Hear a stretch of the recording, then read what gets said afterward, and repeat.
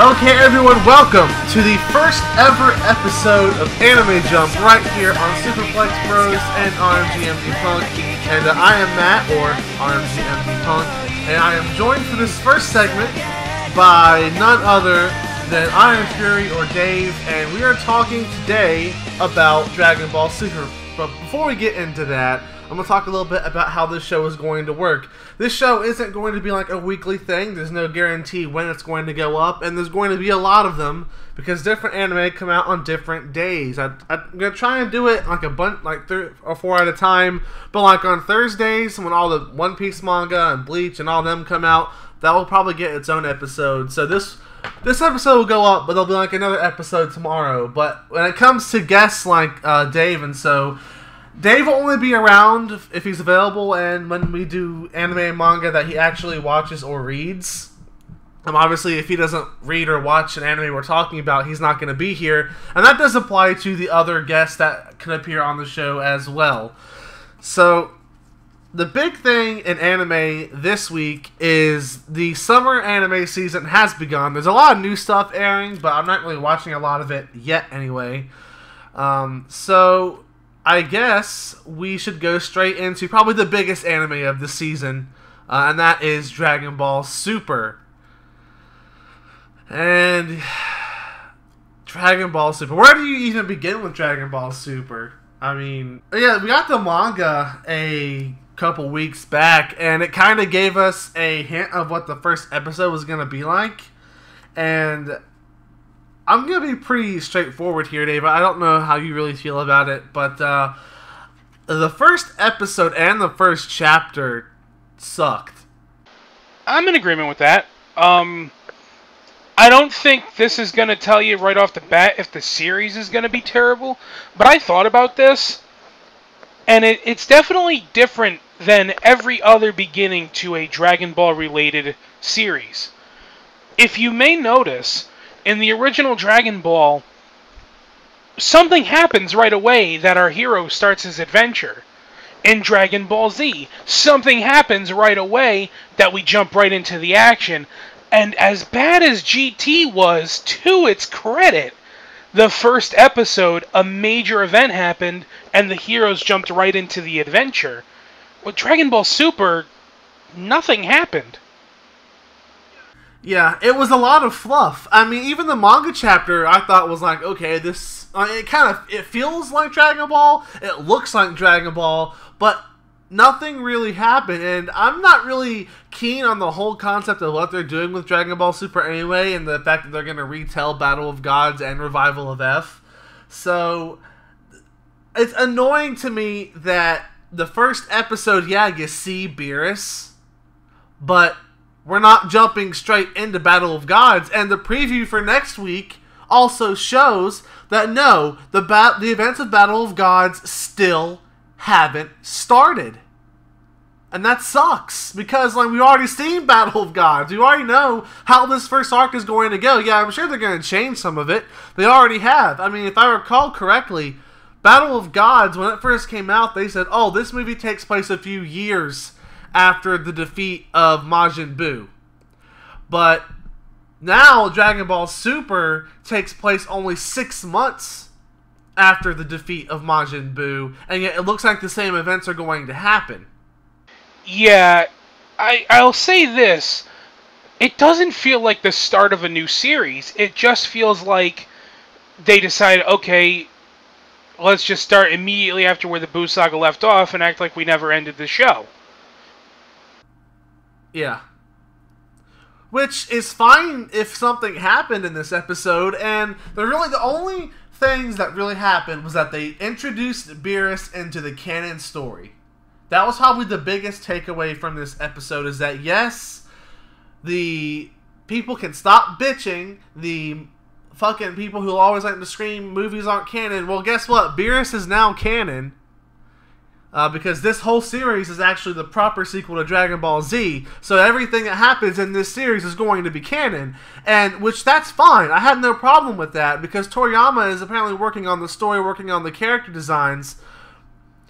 But the biggest problem, and we've said this like 3,000 times already in this episode, but nothing happened. So let's go into the actual episode proper. So the episode starts off with a recap of the end of the Kid Buu fight.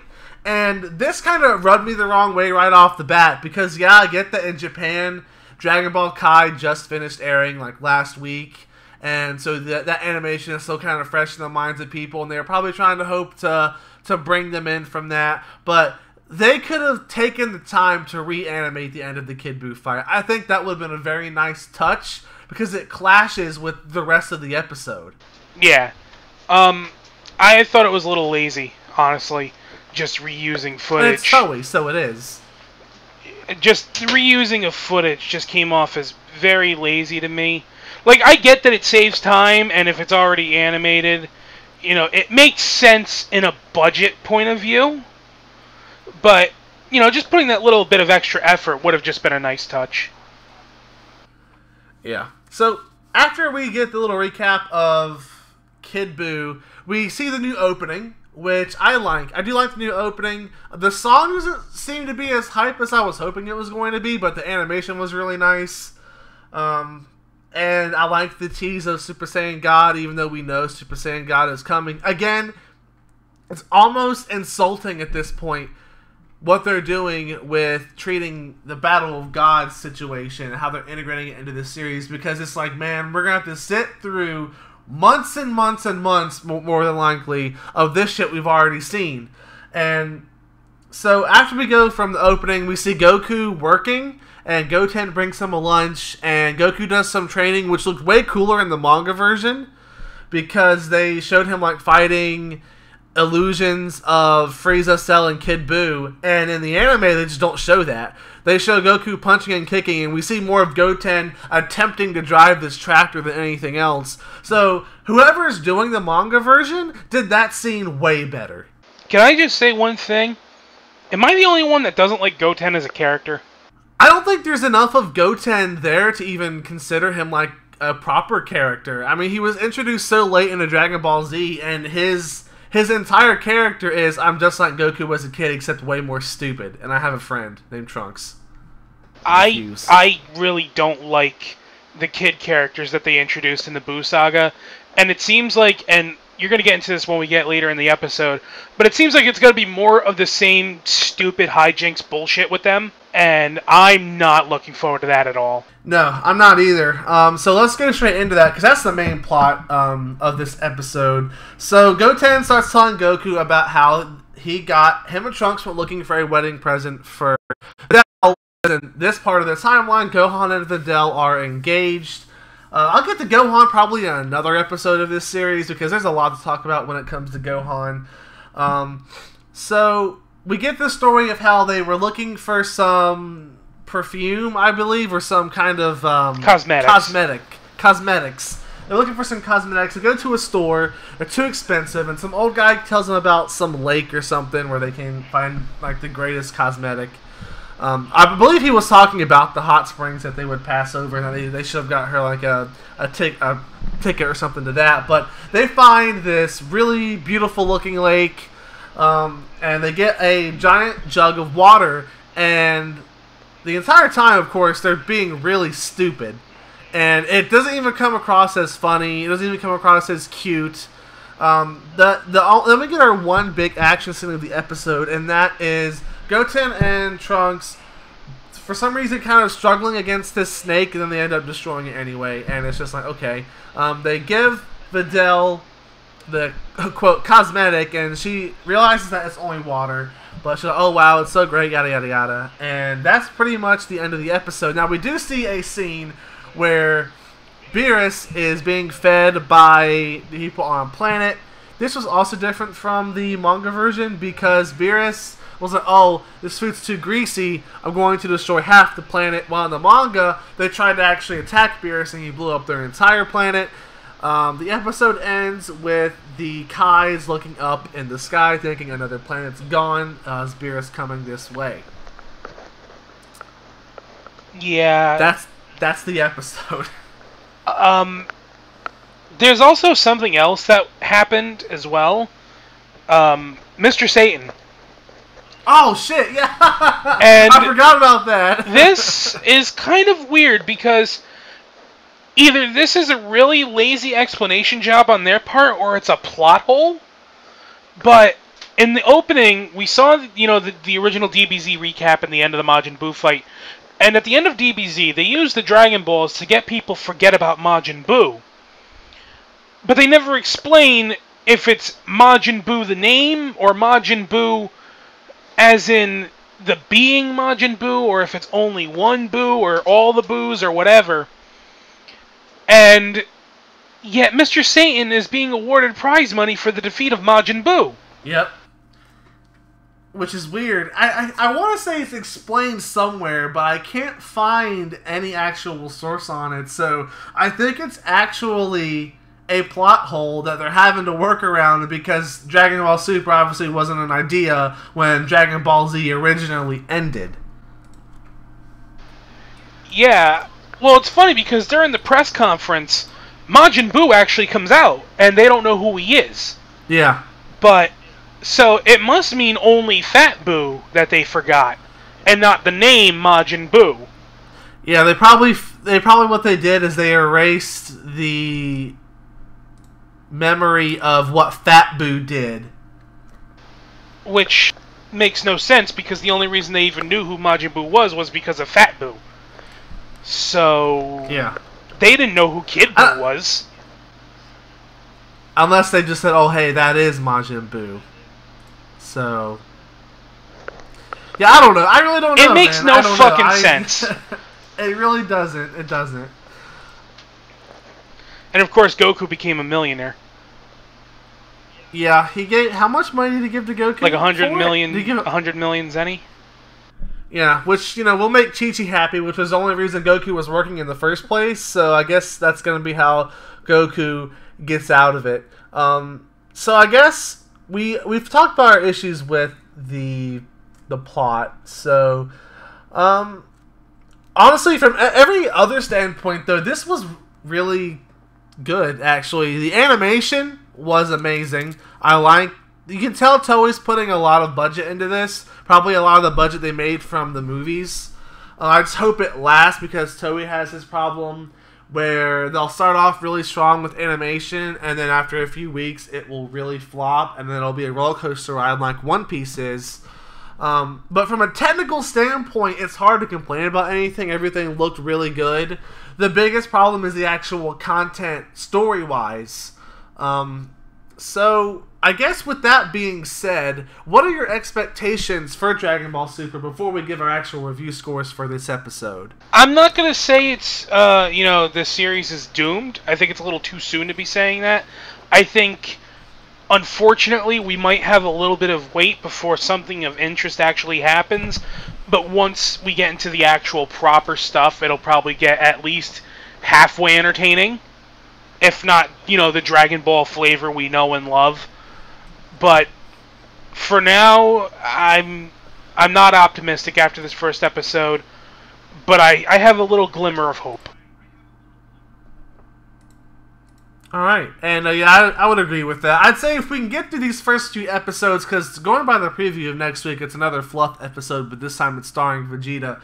If we can survive however long this first little arc of nothing is going to be, I think we'll be able to enjoy the series a lot more. But I really just want them to kind of hurry up through Battle of Gods. I want them to hurry up through Revival of F.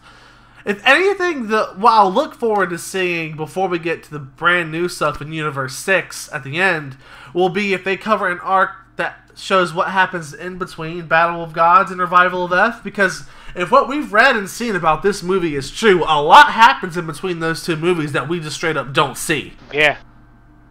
So, I'll be looking forward to that. But, with that being said, I guess if I had to give this a review score, which if you are new to the SUPERPLEX Bros or everything in general, I will leave a link in the description because it would take a really long time to explain the review scores. So, I think I would probably have to give this a mid-card rating.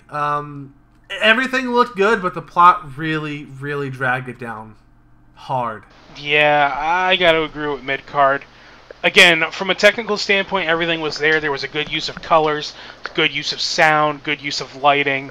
You know, nothing looked bad, and nothing sounded bad, but the overall episode was just very boring. And again, when GT has a better first episode, that kind of says something.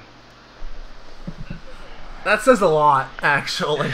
So, yeah, I almost, Christ, when you put it that way, mid-card almost seems too high, but mid-card does, but that's because we're only judging GT on its first episode compared to Dragon Ball Super's first episode. Maybe it'll be the anti-GT, have a shitty first couple episodes, but then be like the most amazing thing we've ever seen after that. Who knows? Let's just hope. But, alright, Dave, thanks for joining me here for the Dragon Ball Super portion of Anime Jump. When we come back, I will be going by myself to talk about Shokugeki no Soma and Arslan Senki for this week. So, alright, we will see you guys soon. Be right back. And we are back here at Anime Jump, and now it's time to talk about this week's episode of Food Wars, Shokugeki no Soma. Just to let everyone know, I do read the manga. I will be reviewing the manga chapters, probably starting from the next one, which is 126. But, so this episode 14 here, finished up the training camp arc in the anime, and so it featured how Soma finished the 200 servings, how he was able to use the showmanship cooking style to get people's attention to come to his booth, even though they were all at Erina's booth. We actually finally got formally introduced to Alice, which I didn't realize, like, when the manga was going on, how long it actually took them to actually properly introduce Alice as a character. Like, you've seen her for a couple of episodes, but she was actually not named at all, and we get a little bit of backstory between her and Erina. Of course, they don't really go into too much detail, just how Erina was kind of a bitch to Alice when they were children, taking her teddy bears when she was 3, telling her her cake was disgusting when she was 4, and something happened when they were 5, but Erina didn't want to have that said in front of Soma, more than likely, because she's so tsundere for him. But after that, you kind of have the camp's all over, and you see a couple of moving shots of them doing more activities during the training camp, and then at the end, they're all called into the main hall. Dojima comes out, and he says, "Congratulations, the last task will be enjoying a banquet that is made by the alumni of Totsuki, and you have all passed the training camp." And from there, we see Soma kind of reflect on the first half of the series, the anime version, and he says that, wow, at first I didn't want to come to this school, but I've actually had a lot of fun. And from there, we get a preview for the next week's episode, which showed what I believe was the beginning of the autumn election arc, which kind of upsets me because there's the Karage arc, which is only like 3 or 4 chapters, so they could have easily fit that into one episode that happens actually before the autumn elections, which were teased in an after-credit scene. So, all in all, though, from a technical standpoint, this is a really good-looking episode. The studio, who I don't really know the name of them, I always forget studio names, but they're doing a great job animating Shokugeki no Soma. I mean, the art, which I thought there's no way in hell that the artwork for this anime will be able to live up to the artwork in the manga, which is absolutely fantastic. Some of the best artwork I've ever seen. And the anime is doing a really good job. Is it, as always, as clean, as efficient as I would like it to be? No, of course not. But the only anime that has impressed me with perfect animation was Fate Stay Night Unlimited Blade Works. So, and obviously this doesn't have quite the budget that does, but they've done a really good job adapting the manga, and what's made me worried about skipping the Crockett arc, because yeah, you could say it's a pretty inconsequential part of the series, but I'd rather it not be skipped, because it does add some bit more characterization to Soma, and we see the girl from the first chapter of the manga as well again, so it'd be nice to see some of those characters, but if they skip it because they're wanting to squeeze in the autumn election arc into the second half of the series, that's fine. Maybe they could be an OVA or something that they could release on people are waiting for season 2. But that brings me to another concern, is that the autumn election arc was a good 70-80 chapters in the manga. So if they really think they're going to squeeze all of that into the last 13 episodes or so of the anime, I can't help but get a little worried. Now, if they pace it like the Yamada and the Seven Witches anime was paced, which while it was rushed, you still got all the basic things, the story was told properly, I'd be okay with it, but I'd rather them do like the preliminaries for the autumn elections, and then the big cliffhanger for the season is, when we come back, we're going to have the top 8 go against each other, and then we'll have the events after that as well, which are currently ongoing in the manga. Because I think each battle should probably get its own episode, if not 2, if they pace them out correctly. So, who knows, we'll have to see. But I'm going to give this week's episode of Shokugeki no Soma a main event. It was really enjoyable. I'm really loving everything about it. I'm going to miss the opening and ending because I do believe next week we get a new opening because we're going to be starting the autumn election arc. So I'm pretty interested to see. The song's going to be a bit more hype maybe because that was my only complaint about the first opening. But I will miss the ending a lot. That ending is really nice. It's really pleasing to the ears. So to have that ending to lose Spikes will be disappointing. But I am looking forward to the next episode. Next week's going to be pretty good, I think. So main event for this week's episode of Shokugeki no Soma. And now it is time for probably the shortest segment of the show. We're going to talk about Arslan Senki, or the heroic legend of Arslan, which was a recap episode this week, which is really disappointing. The story has been kind of lost. They've been trudging around in the mud for what seems like forever. The wheels are turning, but nothing's moving forward. And just when I thought that maybe the story was going to advance a little bit, we got a recap episode this week, which is unfortunate. I really hate when anime do this because it's like, man, we just saw everything that happened. I get that it's been 13 weeks. It's been like 3 months and some change, but chances are you haven't forgotten everything that happened in the series. So Arslan Senki, I'm not going to rate it because I don't rate recap episodes. In fact, I didn't even finish it, so there could have been something new at the end, but I was so put off after the first 5 minutes, I was like, no, screw this, I'm not watching this anymore. Well, so that was it for Arslan Senki. Just a recap episode. Boring, boring, boring, boring, boring. Nothing you haven't seen before. So on that note, I'm going to wrap up the debut episode of Anime Jump tomorrow. On Anime Jump will be the reviews for One Piece and Bleach and any other manga that comes out. I believe we'll have Yamada as well. I'll talk about that. So manga reviews will be on the first ever manga reviews even will be on the next episode of Anime Jump. Spoilers ahead, folks. If you are an anime only, spoilers ahead. So that is it for the first episode of Anime Jump. If you enjoyed it, please let me know in the comments if there are any anime you want me to watch or talk about from this season, because I'm not really watching anything yet. Let me know. I'll check it out and we'll see if we can talk about it next week or maybe this weekend. Who knows? But that's it for the first episode of Anime Jump. Thanks for watching or listening, I guess, because it's really a podcast. We'll see you soon for more anime and manga reviews.